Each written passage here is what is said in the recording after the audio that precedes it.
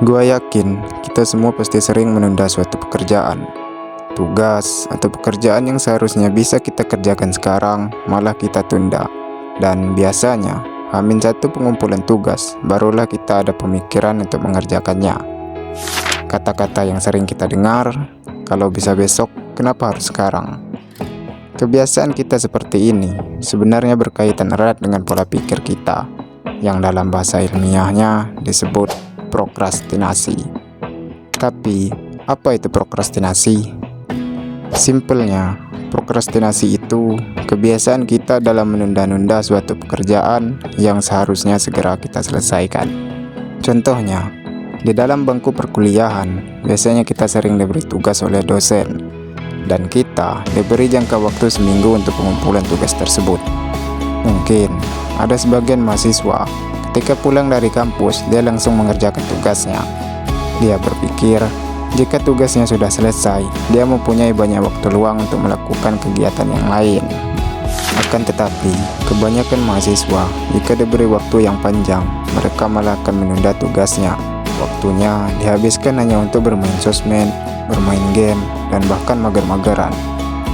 Dan biasanya, pada saat besok pengumpulan tugas, barulah saat malam mereka sibuk mengerjakan tugas tersebut.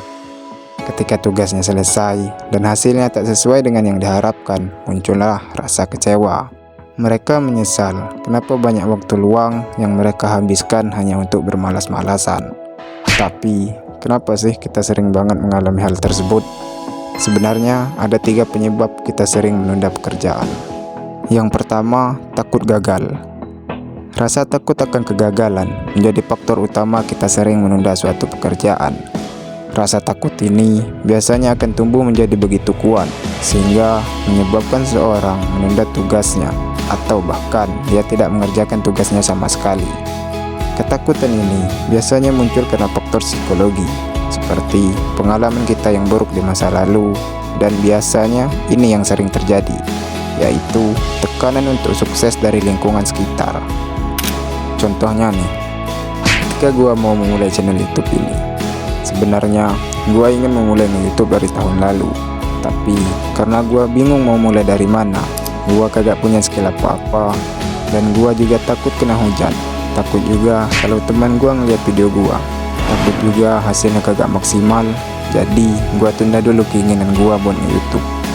Dari semula gua niat nunda cuma seminggu, jadi sebulan, dan akhirnya gua tunda sampai 1 tahun.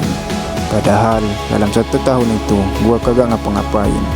Dalam pikiran gua, kenapa ya gua takut banget buat memulai sesuatu yang baru.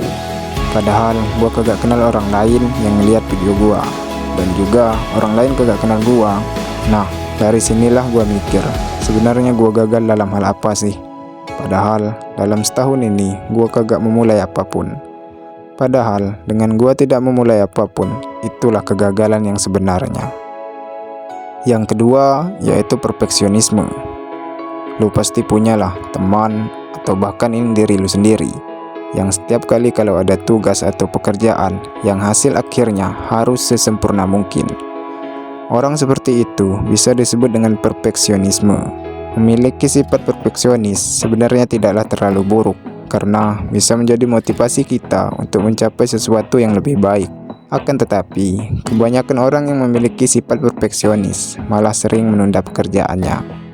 Hal ini terjadi karena biasanya orang yang perfeksionis sebelum dia melakukan sesuatu, biasanya dia sudah memikirkan hasil akhirnya. Bagaimana jika hasilnya tidak sesuai dengan yang diharapkan?